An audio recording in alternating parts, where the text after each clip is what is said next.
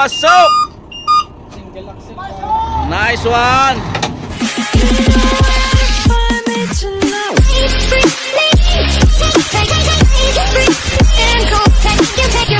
Hello mga ka-jive! Welcome back sa ating channel. Nandito tayo ngayon sa Baway.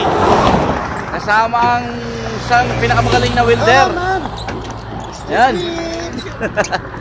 Dahil i-rescue natin itong trailer. Ayan o, nasira siya mga ka-jive. At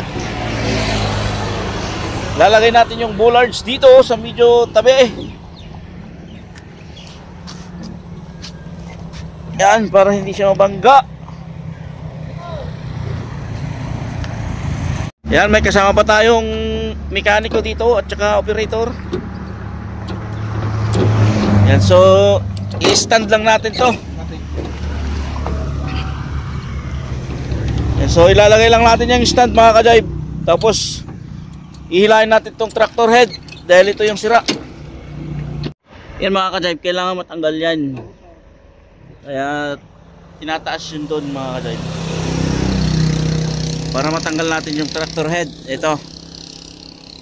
Ayan, dahil sira yung transmission nya.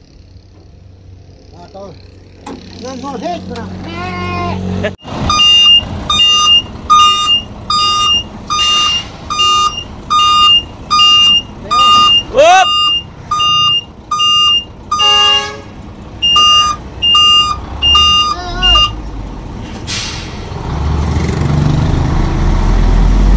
Malayo, malayo.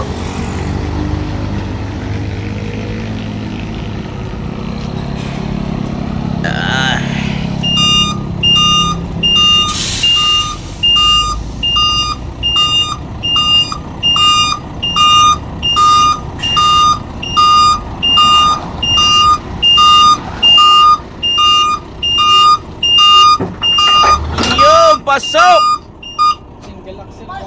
Nice one. Woo! Yung mga ka-jive, natanggal na natin to at napalitan na ng bagong tractor head o ibang tractor head yung trailer. Kaya yun, baka iwan lang muna natin dito and then aayusin. Balikan tayo sa motor pool mga ka-jive. Yung mga ka-jive, nandito tayo ngayon sa batching plant. Excuse me po.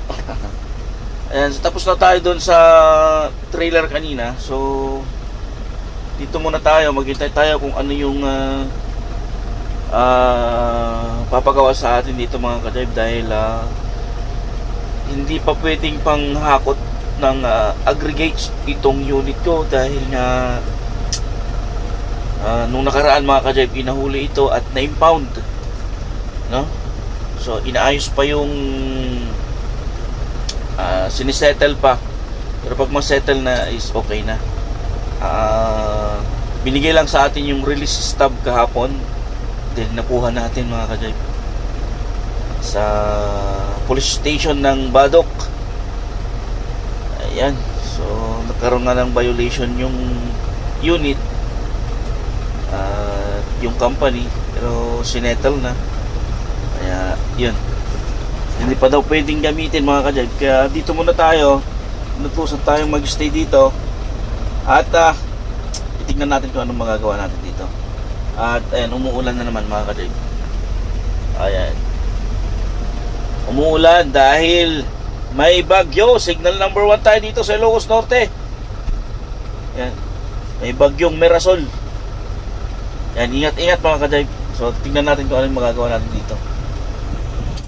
Yun mga ka-jive, yung ending ng vlog na to ay dito sa PPA, dito sa may port. At nagkakarga tayo ng basura. Iuwi na natin doon sa motor pool. At doon tatambakan na lang doon or kaya susunugin nila doon. Ayan yung kinakarga natin. So ikakarga ng loader. Ayan. Kakarga ng loader yan.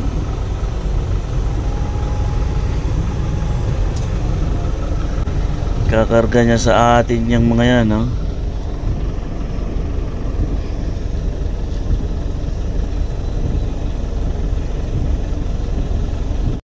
Yan mga ka-jive, pagkatapos ng ikarga yan, iuwi na tayo. At baka bukas na tayo magpa-diesel, wala na ang oras. Sabihin ko na lang sa opisina bukas, o kung makakapasok tayo bukas, kasi nga masama yung pakiramdam natin mga ka-jive. So hanggang dito na lang, maraming salamat. Bye bye.